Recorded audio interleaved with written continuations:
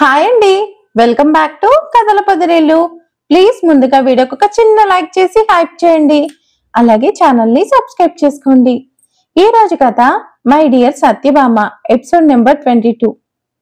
కథను రచించిన వారు తన్వి గారు, వాయిస్ ఓవర్ శ్వేత. ఇక కథలోకి వెళ్ళిపోదాం. సిద్ధార్థ్ తనకి ఎదురుగా రావడంతో ఇందిర భార్గవిని తిట్టుకునే ప్రోగ్రాం తాత్కాలికంగా వాయిదా వేస్తూ సిద్ధార్థిని కోపంగా చూస్తూ, నీ ప్రవర్తన నాకేం నచ్చలేదు సిద్ధు అంది సూటిగా విషయానికి వస్తూ. ఆ మాటలకి సిద్ధార్థ్ బ్రుకుటి ముడిపడింది. కాస్త అర్థమయ్యేలా చెప్పమ్మా అన్నాడు అసహనంగా. నీకు కాబోయే అత్తగారు మొట్టమొదటిసారిగా ఇంటికి వస్తే ఆవిడను నువ్వు రిసీవ్ చేసుకున్న పద్ధతి గురించి మాట్లాడుతున్నాను సిద్ధు. నువ్వు ఇంటికి రావట్లేదు అని కవర్ చేయడానికే చాలా కష్టపడ్డాను. అలాంటిది ఆవిడ ముందే నువ్వు ఆ భార్గవిని తలుచుకుంటే సిచ్యువేషన్ ఎంత క్రిటికల్ గా మారిపోతుందో ఆలోచించావు అసలు. బియ్యపురాలు మంచిదయ్యి అన్నిటికీ సర్దుకుంది కాబట్టి సరిపోయింది. ఆవిడ నీ మాటలకి ప్రవర్తనకి హర్ట్ అయ్యి నిషాని తీసుకెళ్లిపోయింటే ఏం చేయగలిగే వాళ్ళం చెప్పు. ఎప్పుడూ లేనిది ఇప్పుడు కొత్తగా ఏంటి సిద్ధు? ఎందుకు ఇలా చేస్తున్నావు అని కోపంగా అడిగింది కొడుకుని. తల్లి ఆవేశానికి జింకాడు సిద్ధార్థ్. జవాబివ్వడానికి మాటలు లేక మౌనంగా తలంచుకున్నాడు. సిద్ధార్థ్ మౌనంగా ఉండడం నచ్చలేదు ఇందిరకి. మాట్లాడు సిద్ధు, నాకు ఆన్సర్ చెప్పవేం? నిషాను ప్రేమించే కదా ఇంటికి తీసుకొచ్చావు. మరిప్పుడు నీ ప్రాబ్లం ఏంటి? ఎందుకు నిషాని పట్టించుకోవట్లేదు అని ఇంకాస్త గట్టిగా అడిగింది ఇందిర. తనకే సమాధానం తెలియని ప్రశ్నలు అడుగుతుంటే సిద్ధార్థ్ ఏమని చెప్పగలడు? వాటికి సమాధానం వెతకడానికి మళ్ళీ ట్రై చేస్తుంటే చిత్రంగా అతని ఆలోచనలు మళ్ళీ భార్గవి వైపు మళ్ళాయి. భార్గవితో తనకు పెళ్ళయ్యాక తాను ఎప్పుడు లేటుగా వచ్చినా కూడా ఎప్పుడు తన తల్లి ఇలా తనని ప్రశ్నించలేదు. పైగా భార్గవి గురించి ఆలోచించలేదు. అప్పుడు కూడా మాది ప్రేమ పెళ్ళే కదా, అయినా అమ్మ పట్టించుకోలేదు. కాని ఈరోజు నిషా గురించి నన్నే కోప్పడుతుంది. ఎంత మార్పు అనుకున్నాడు అప్రయత్నంగా. సిద్ధార్థ ఆలోచనలో మునిగిపోయి తన మాటల్ని పట్టించుకోకపోవడం చూసిన ఇందిరకి మరింత కోపం పెరిగింది. నేనింతలా మాట్లాడుతున్నా సైలెంట్ గా ఉంటే ఏంటి అర్థం అని రెట్టించింది. ఇప్పటికే భార్గవి ఆలోచనల వల్ల తాను డిస్టర్బ్ అవుతుండగా తల్లి కూడా తన మాటలతో విసిగిస్తుంటే చిరాకు పెరిగిపోయింది సిద్ధార్థులో. కూర్చున్న వాడల్లా విసిరిగా పైకి లేచి, ఏం చేస్తున్నానో నాకు క్లారిటీ ఉందమ్మా. నేనేం చేయాలో నేనేం మాట్లాడాలో కూడా చెప్పడానికి నేనేం చిన్నపిల్లాడిని కాదు కదా. అన్నీ నేను మేనేజ్ చేసుకుంటాను అన్నాడు కోపంగా. కొడుకు రియాక్షన్ కి ముందు తెల్లబోయింది ఇందిర. తానేం చెప్పినా సైలెంట్ గా విని ఓకే చెప్పడం మాత్రమే తెలుసు ఇంతవరకు. అయితే తన కొడుకు తనని ఇలా మొదటిసారి ఎదిరించడంతో తట్టుకోలేకపోయింది. అమ్మకే ఎదురు చెప్పేంత వాడివైపోయావన్నమాట. నేనే తెలుసుకోలేక ఇంకా నీతో మాట్లాడుతున్నాను. సరేలే, ఇంకెప్పుడు నీతో ఏం చెప్పను అని కళ్ళల్లో నీళ్లు బయట చెంగుతో తుడుచుకుంటూ చెప్పింది ఇందిర. తండ్రి పోయినప్పుడు తప్ప ఎప్పుడూ కంటతడి పెట్టని తల్లి తన వల్ల బాధపడడం చూస్తూని సిద్ధార్థ్ కోపం తాటాకు మంటలా చప్పున చల్లారిపోయింది. అమ్మా ప్లీజ్, ఇప్పుడేమన్నానని ఏడుస్తున్నావు అంటూ ఇందిరను దగ్గరికి తీసుకొని కన్నీరు తుడిచాడు సిద్ధార్థ్. ఇంకేమనాలరా, అనాల్సినవన్నీ అనేసావు కదా. అది గొంతులో బాధ తగ్గించకుండా, షూ ఏదో ఆఫీస్ టెన్షన్లో నేనుంటే నీ విసిగించేసరికి అలా అనేశాను. అంతేకాని ఎప్పుడైనా నీ మాట కాదన్నానా? నీకు ఎదురు చెప్పానా అని బుజ్జగించినట్టు అడిగాడు సిద్ధార్థ్. ఏం సమాధానం చెప్పకుండా సిద్ధార్థ్ చేతులు వదిలించుకొని సోఫాలో కూర్చుంది ఇందిర. తల్లి కోపం ఇంకా తగ్గలేదని అర్థమైన సిద్ధార్థ్ చివరికి తానే రాజీకొచ్చాడు.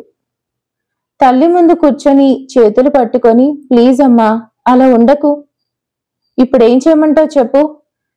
నిషాతో పాటుగా ఇక్కడే ఉండాలి అంతే కదా ఓకే, ఉంటాను, సరేనా అని అడిగాడు. అంతేకాదు, మీ కాబోయే అత్తగారికి క్షమాపణ చెప్పాలి. పైకి చెప్పకపోయినా కాని నీ ప్రవర్తన ఆమెలో అనుమానాలు పెంచే ఉంటుంది. కాబట్టి వాటికి బాధ్యత నువ్వే తీసుకోవాలి అని ఖచ్చితంగా తేల్చి చెప్పేసింది ఇందిర. సిద్ధార్థ్ చిన్నగా నిట్టూర్చి ఓకే, నేను ఆంటీకి సారీ చెప్తాను. అండ్ మళ్ళీ మన ఇంటికి ఇన్వైట్ చేస్తాను. వాళ్ళకి ఈసారి మన రేంజ్లో గ్రాండ్గా పార్టీ ఏర్పాటు చేస్తాను కూడా. ఇప్పుడు ఓకేనా నీకు అని అడిగాడు సిద్ధార్థ్. ఆ మాటలకు సంతోషపడుతూ కొడుకును పట్టుకుని చాలా సంతోషంగా ఉంది సిద్ధు. వాళ్లకు ఇది బాగా నచ్చుతుంది అంది నవ్వుతూ. ఇదంతా పైనుంచి చూస్తున్న నిషా కళ్ళు ఆనందంతో వింతగా మెరిశాయి. కోపంగా ఉన్న సిద్ధార్థిని అత్తగారు డీల్ చేసిన విధానం చూస్తూ, అమ్మ నా అత్తో, ఏమన్నా యాక్టింగ్ చేశావా అసలు? తగ్గేదే లేదన్నట్టు జీవించేశావు కదా. సార్థక నామధేయురాలివి అని కన్నింగా నవ్వుకుంది నిషా. భార్గవి ఆలోచనలో పడి తెల్లవారుజామున చిన్న కునుకు వేశాడు అభినవ్. నిద్ర సరిపోకపోవడం వల్ల కళ్ళు లైటుగా ఎర్రబడి ఇసుకపడినట్టు మండుతున్నాయి అతనికి. అయినా పట్టించుకోకుండా ఆఫీస్కి వెళ్ళడానికి అన్నీ సర్దుకుంటుండగా కాఫీ కప్ తీసుకుని లోపలికొచ్చిన వైష్ణవి, గుడ్ మార్నింగ్ కన్నా అని ప్రేమగా విష్ చేసింది. Good morning mom. Hair set చేసుకుంటూ తిరిగి విష్ చేశాడు అభినవ్. కాఫీ అంటూ కప్ చేతికి అందించింది. అభినవ్ వైష్ణవి వైపు తిరిగి చిన్న స్మైల్ ఇచ్చి కప్ అందుకున్నాడు. అభినవ్ ముఖం డల్గా ఉండడం ఒక చూపులోనే గుర్తించిన వైష్ణవి, రాత్రి సరిగ్గా నిద్రపోలేదా కన్నా? ముఖం చూడు ఎంతలో వాడిపోయిందో అని అడిగింది. వైష్ణవి ప్రశ్నకు తడబడ్డాడు అభినవ్. కానీ వెంటనే సర్దుకొని, వర్క్ ఫినిష్ అయ్యేసరికి లేట్ నైట్ అయిపోయింది మామ్, అందుకే నీకు అలా అనిపిస్తుంది అన్నాడు కవర్ చేస్తూ. అభినవ్ కళ్ళల్లో చిన్న తడబాటును కూడా స్కాన్ చేసేసింది వైష్ణవి. వర్క్ ప్రెషర్ ఎంతున్నా సీరియస్గా తీసుకోడు అభినవ్. అతి ముఖ్యమైన విషయాలైతే తప్ప నిద్ర మానుకొని మరీ ఆలోచించాడు. చిన్నప్పటి నుండి అభినవ్ మనస్తత్వం ఏంటో బాగా తెలిసిన వైష్ణవికి అభినవ్ ఎందుకో నిజం చెప్పట్లేదని ఇట్టే అర్థమైపోయింది. నా కొడుకు జీవితంలో నాకు చెప్పకుండా దాచే విషయాలు ఏమున్నాయా అని మనసులోనే ఆలోచిస్తున్న వైష్ణవికి భార్గవి రూపం కనిపించి మాయమైంది. ఒకవేళ భార్గవి గురించైతే ఆలోచించట్లేదు కదా అన్న ఆలోచన రాగానే వైష్ణవి ముఖం వెలిగిపోయింది. భార్గవి గురించి మరీ ఎక్కువగా ఆలోచిస్తున్నావా కన్నా అని అనుమానంగా చీకట్లో రాయి వేసింది వైష్ణవి. భార్గవి పేరు వినగానే కాఫీ తాగుతున్న అభినవ్కి పొరపోయి ఉక్కిరిబిక్కిరయ్యాడు. కాఫీ కప్ టేబుల్ మీద పెట్టేసి నాప్కిన్తో చేతి మీద పడిన కాఫీ చుక్కలు తుడుచుకుంటూ, వాట్, భార్గవి గురించి నేను ఆలోచించడం ఏంటి మామ్ అన్నాడు తడబడుతూ. తన అనుమానం నిజమేనని, రాయి సరిగ్గా గురికి తగిలిందని అభినవ్ తడబడుతూ అర్థమవుతుండగా నవ్వు దాచుకుంటూ, భార్గవి గురించి ఏంటి కన్నా అని అమాయకంగా అడిగింది. వైష్ణవి సమాధానానికి తెల్లబోయాడు అభినవ్. నువ్వే కదా మామ్ భార్గవి గురించి ఎక్కువగా ఆలోచించకు అన్నావు. విస్తుపోతూ అడిగాడు అభినవ్. నేనా? నేను అనలేదే అంది. తల్లి ముఖంలో అమాయకత్వం కొట్టొచ్చినట్టు స్పష్టంగా కనిపిస్తుంటే అభినవ్ అయోమయంలో పడిపోయాడు. అదేంటి మామ్, అనడం నేను విన్నాను కదా, మరి అనలేదంటుందేంటి అని ఆలోచిస్తూ, మరి ఏమన్నావు మామ్ అని తల్లి వంక సూటిగా చూస్తూ అడిగాడు. వర్క్ గురించి మరీ ఎక్కువగా ఆలోచిస్తున్నావా కన్నా అని అడిగాను. కన్నా, నీకు భార్గవి అని వినిపించిందా? నేను అనకుండానే నీకు వినిపించిందంటే నువ్వు ఖచ్చితంగా భార్గవి గురించి ఆలోచిస్తుండాలి అంది ఆరా తీస్తున్నట్టుగా. తనలో కలిగే తడబాటు తనకి స్పష్టంగా తెలుస్తుంటే ఆ సమయంలో తానే మాట్లాడినా దొరికిపోతాను అని బాగా అర్థమైంది అభినవ్కు. క్షణాల్లో తన హావభావాలు మార్చేసుకుని గంభీరంగా అయిపోయాడు. నేను ఎవరి గురించి ఆలోచించట్లేదు, ఏదో ఆలోచనలో ఉండి విన్నాను కదా మామ్, నాకు అలా అనిపించింది అంతే. నువ్వెక్కువగా ఆలోచించి బుర్రపాడు చేసుకోకు అన్నాడు టై కట్టుకుంటూ. అభినవ్ని పరిశీలనగా చూస్తున్న వైష్ణవి అనుమానం క్రమంగా బలపడుతుండగా, ఆహా అవునా అంది గొంతులో కాస్త వెటకారం పలికిస్తూ. అవును, ఖచ్చితంగా చెప్పేశాడు అభినవ్. బళ్ళు ఓడలవుతాయి, ఓడలు బళ్ళవుతాయి, మార్పు ఎంతసేపులే చిన్నగా నిట్టూర్చింది వైష్ణవి.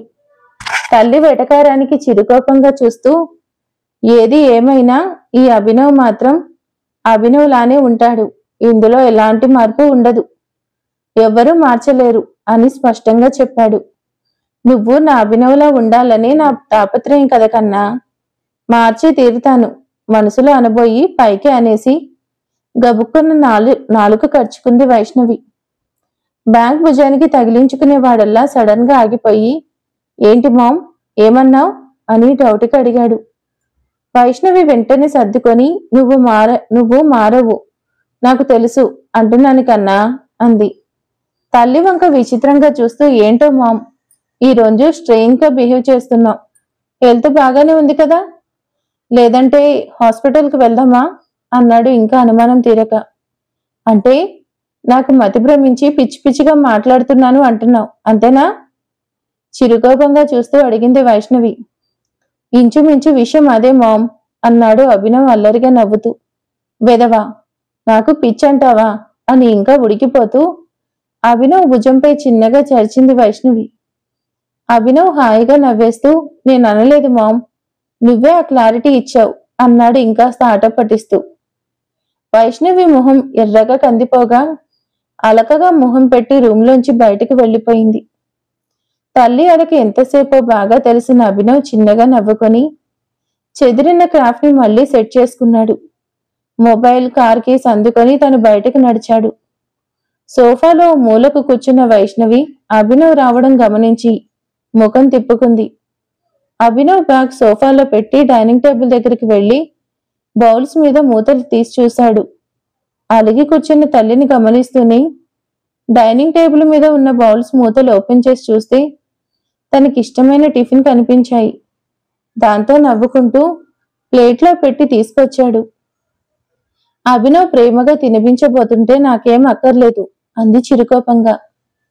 అభినవ్ చిన్నగా నవ్వుకొని, నీకు అక్కర్లేదు కానీ నాతో మాట్లాడడానికి మా అమ్మకు బలం కావాలే, మా మామ్ నేను పెడితే తింటుంది అన్నాడు కావాలని. అభినవ్ మాటలకు వస్తున్న నవ్వుని బలవంతంగా ఆపుకుంది వైష్ణవి. అది గమనించిన అభినవ్, మరి అంత దాచుకోకు మామ్, హాయిగా నవ్వితే నేను కూడా చూస్తాను కదా అన్నాడు సరదాగా. ఆ మాటకి గుర్రుగా చూసింది వైష్ణవి. నీకు కోపం అస్సలు సెట్ కాదు మామ్, నువ్వెంత ట్రై చేసినా కానీ ఈజీగా అర్థమైపోతుంది, నువ్వు ఇంకా ప్రాక్టీస్ చెయ్యాలి కవ్వింపుగా అడిగాడు అభినవ్. హా, నాకు అదే అనిపిస్తుంది కన్నా, అందుకే యాక్టింగ్ స్కూల్లో జాయిన్ అవుదాం అనుకుంటున్నా అంది తిరిగి సమాధానంగా. మామ్ అన్నాడు అభినవ్. ఏం, నన్ను స్కూల్లో జాయిన్ చేసుకోరా? ఓకే, ఆన్లైన్ క్లాసులో కుదురుతాయేమో చూస్తాను, యూ డోంట్ వరీ అంది తగ్గకుండా. అభినవ్ ఏమాత్రం చెప్పలేనట్టు చిన్నగా నిట్టూర్చి, నీతో ఆర్గ్యూ చేయలేను మామ్, ఎడ్డమంటే తెడ్డమంటావు, నీతో వేగలేను సాడ్గా మొహం పెట్టి అన్నాడు. అందుకే నా కోడల్ని తీసుకురమ్మని చెప్పేది, తను ఉంటే ఆ బాధలేదో మేమేం చూసుకునేవాళ్ళం కదా, నిన్నెవరు పడమన్నారు నిష్ఠూరంగా చెప్పింది వైష్ణవి.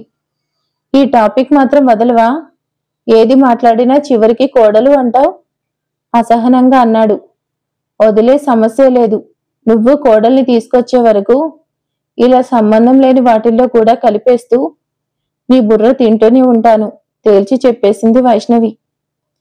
ఈ విషయం పెద్దది చేస్తే తనకే కష్టమని గ్రహించిన అభినవ్ ఇంకా సాగదీయకుండా, నా బుర్ర తినాలన్నా నీకు ఎనర్జీ కావాలి కదా మామ్, ఎనర్జీ కావాలంటే టైంకి ఫుడ్ తినాలి, నువ్వు హెల్దీగా ఉంటేనే ఏదైనా సాధించగలవు, ఇంద తిను అంటూ రాజీకి వచ్చేశాడు. అభినవ్ ఆలోచన అర్థమైనట్టు చిన్నగా నవ్వి మారం చేయకుండా కొడుకు తినిపిస్తుంటే సైలెంట్గా తినేసింది వైష్ణవి. అభినవ్ తల్లికి తినిపించేసి బ్యాగ్ భుజానికి తగిలించుకుంటూ, మామ్ నేను వైజాగ్ వెళ్తున్నాను, వచ్చేటప్పుడు నీకేమైనా తీసుకురమ్మంటావా అని క్యాజువల్గా అడిగాడు. కోడల్ని తీసుకురా అంది టక్కున. ఫ్లోలో ఓకే అనబోయి వెంటనే బల్బు వెలగగా వాట్ అన్నాడు షాకింగ్ గా. వైష్ణవి మాత్రం చిద్విలాసంగా నవ్వుతుంది. నేను కొండ మీద కోతిని పట్టుకురమ్మన్నానా? లేదు కదా కన్నా, కోడల్ని తెమ్మన్నాను అంతే అంది నవ్వాపుకుంటూ. మామ్ వేలగా చూశాడు అభినవ్. నువ్వే అడిగావు ఏం కావాలని, నేను చెప్పాను. తన తప్పేం లేదన్నట్టుగా తేలిక భుజాలు ఎగిరేసి చెప్పింది వైష్ణవి. నీకు కోడల్ని తీసుకురావడం కన్నా కోతిని పట్టుకురావడం ఈజీ తెలుసా అన్నాడు అదోలా మొహం పెట్టి. నాకు ఏ ప్రాబ్లం లేదు, కానీ నువ్వు మరీ చీప్గా కోతిని పెళ్లి చేసుకుంటే బాగుండదేమో కన్నా, ఒకసారి ఆలోచించు అంది గట్టిగా నవ్వేస్తూ. ఆ దెబ్బకు అభినవ్ 2 చేతులు జోడించి నమస్కరిస్తూ, నీతో గెలవలేను మామ్, నన్ను వదిలే ప్లీజ్, నాకు టైం అవుతుంది అన్నాడు దీనంగా. సరేలే, ఈసారికి జాలిపడి వదిలేస్తున్నాను, కానీ మళ్ళీసారి వదిలేది లేదు, తాడో పెడో తేలిపోవాల్సిందే అని స్థిరంగా నొక్కి చెప్పింది వైష్ణవి. ఇప్పుడు తప్పించుకుంటే నెక్స్ట్ టైం అప్పుడు చూసుకోవచ్చు అనుకొని ప్రశాంతంగా ఊపిరి పీల్చుకున్నాడు Abhinav. Thank you ma'am, thank you so much, bye అని ప్రేమగా హత్తుకొని చెప్పి షూస్ వేసుకొని హడావిడిగా వెళ్ళిపోయాడు అభినవ్. రే కన్నా, నన్ను మాటల్లో పెట్టి నువ్వు టిఫిన్ తినలేదురా అని చిన్నగా అరిచి చెప్పింది వైష్ణవి. అభినవ్ ఆగకుండా నడుస్తూనే టైం లేదు మామ్, ఆఫీస్లో తినేస్తాను అని చెప్పాడు. తినడానికి కూడా టైం లేదా? లాభం లేదు, నీతో వంట చేయించే కోడల్ని తీసుకొస్తే కాని నీకు కుదురాదు, అప్పుడు ఇంటి పట్టునే ఉంటావు కోపంగా అంది వైష్ణవి. తల్లి మాట విన్న అభినవ్ బయటికి వెళ్లిపోయిన వాడల్లా మళ్లీ 2 అడుగులు వెనక్కి వేసి ఇంట్లోకి తొంగి చూస్తూ ఆల్ ది బెస్ట్ మామ్ అని అల్లరిగా చెప్పాడు. వైష్ణవి కోపంగా చూడ్డంతో నవ్వుకుంటూ డోర్ క్లోజ్ చేసి వెళ్లిపోయాడు అభినవ్. కొడుకు అల్లరికి నవ్వుకుంటూ మురిసిపోయింది వైష్ణవి. సిద్ధార్థ్ ఇందిర మాటల్లో మునిగిపోవడం పైనుంచి చూస్తూ వింటున్న నిషా చివరిలో ఎంట్రీ ఇచ్చింది. నేనొక్కదాన్ని ఉన్నానని కూడా మర్చిపోయి మీరిద్దరు మాత్రమే ప్రేమను చూపించుకోవడం ఏం బాలేదాంటీ. నిన్నటి వరకు మీకు నేనంటేనే ఎక్కువ ఇష్టం అనుకున్నాను, కానీ మీకు మీ కొడుకంటేనే ఎక్కువ ఇష్టం అని నాకు ఈరోజు తెలిసిపోయింది. మీరు నాతో అబద్ధం చెప్పారు అని అలకగా మొహం పెట్టి కంప్లైంట్లా చెప్పింది నిషా. నిషా మాటలు విన్న ఇందిర నవ్వుతూ ఆమె దగ్గరకు వచ్చి, నాకు నిజంగా నువ్వంటే చాలా ఇష్టం నిషా అని చెప్పింది. ఏం కాదు అలకగా అంది నిషా. నిజమే, నాకు నా కొడుకంటే చాలా ఇష్టం, కానీ నువ్వంటే ఇంకా ఎక్కువ ఇష్టం. ఎందుకంటే అసలు కన్నా కొసరు ముద్దన్నట్టు నీ కడుపులో ఉన్న నా కొడుకంటే మిక్కిలి ఇష్టం అని తేల్చి చెప్పింది ఇందిర. అయినా నిషా ముఖంలో మార్పు రాకపోవడంతో సిద్ధార్థ్ ఆమెను ప్రేమగా దగ్గరికి తీసుకొని, మాకు మా ఇద్దరికన్నా నువ్వంటే ఎక్కువ ఇష్టం, అది నీకు మేము ఆల్రెడీ నిరూపించేశాం కూడా అని నవ్వుతూ చెప్పాడు. మరీ ఎక్కువసేపు బ్రతిమలాడించుకుంటే ఎబ్బెట్టుగా ఉండడంతో పాటు సిద్ధార్థ్కి త్వరగా విసుకొస్తుందని అర్థం చేసుకున్న నిషా క్షణాల్లో ముఖంపై నవ్వులు పూయించింది. తన సమాధానం నిషాని ఇంప్రెస్ చేసిందని హ్యాపీగా ఫీల్ అయ్యాడు సిద్ధార్థ్. థ్యాంక్ యూ సిద్ధార్థ్, నాకు ఇంత మంచి ఫ్యామిలీని ఇచ్చినందుకు, నన్ను ఇంతగా ప్రేమిస్తున్నందుకు థ్యాంక్ యూ సో మచ్ అని లేని సంతోషం చూపిస్తూ చక్కగా నటించింది నిషా. మరి ఇక తర్వాత ఏం జరగబోతుంది ఏంటి అనేది నెక్స్ట్ పార్ట్లో తెలుసుకుందాం. Thank you for watching.